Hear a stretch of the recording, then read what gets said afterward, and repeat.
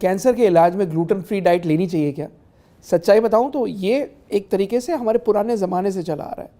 होता क्या है कि भारत में कई सारे लोगों को पता ही नहीं है कि उनके अंदर ग्लूटेन एलर्जी है। गेहूं में होता क्या है कि जो गेहूं होता है, गेहूं में एक तरीके का प्रोटीन होता है जिसको हम ग्लूटेन बोलते हैं, और वो ग्लूटेन की जनरली इस एनर्जी में, मतलब जब हम शरीर में लेते हैं तो उससे इन्फ्लेमेशन कॉज होता है। इन्फ्लेमेशन ही आगे चल के कैंसर का रूप ले लेता है। तो जनरली अगर आप कांस्टेंट इन्फ्लेमेशन, अगर अपने बॉडी को इन्फ्लेम्ड रखेंगे, अगर आपके बॉडी में इन्फ्लेमेशन होगा तो वही आगे चल के कैंसर का रूप लेगा। तो इसलिए ज़रूरी है कि अगर हो सके तो कैंसर में ग्लूटेन का इस्तेमाल ना करें, गेहूं का इस्तेमाल ना करें, दूध का इस्तेमाल ना करें, और कोशिश करें कि मिलेट्स के फॉर्म में ले लें, रागी ले लें, बाजरा ले लें, ज्वार ले लें। तो वो ऑब्वियसली आपके बॉडी के इन्फ्लेमेशन को कम रखेगा। और दूध की बजाय अगर आप आलमंड मिल्क ले सकते हैं, ओट मिल्क ले सकते हैं, नेचुरल वीगन मिल्क ले लें तो हमेशा बेहतर होगा।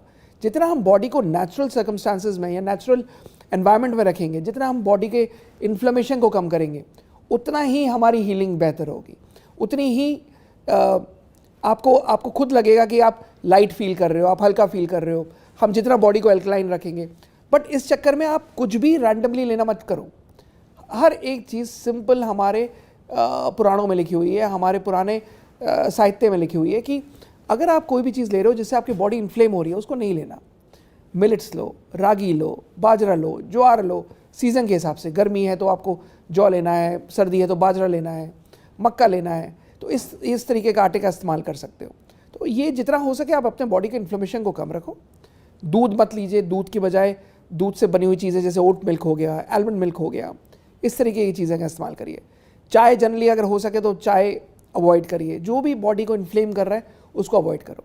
और इसके लिए आपको किसी न्यूट्रिशनिस्ट की ज़रूरत नहीं है, आप खुद अपने एक न्यूट्रिशनिस्ट हो, कागज़ पेंसिल लेके बैठो, किन किन चीज़ों से होता है वो चीज़ें छोड़ दो, किन चीज़ों से हो रहा है वो चीज़ें ले लो। अपनी बॉडी का खुद ध्यान रखना है, और वही जितना आप अपना बेहतर रखोगे, जितना अपना इम्यून सिस्टम बेटर रखोगे, जितना इन्फ्लेमेशन कम रहेगा, उतना ही आप जल्दी हील करोगे।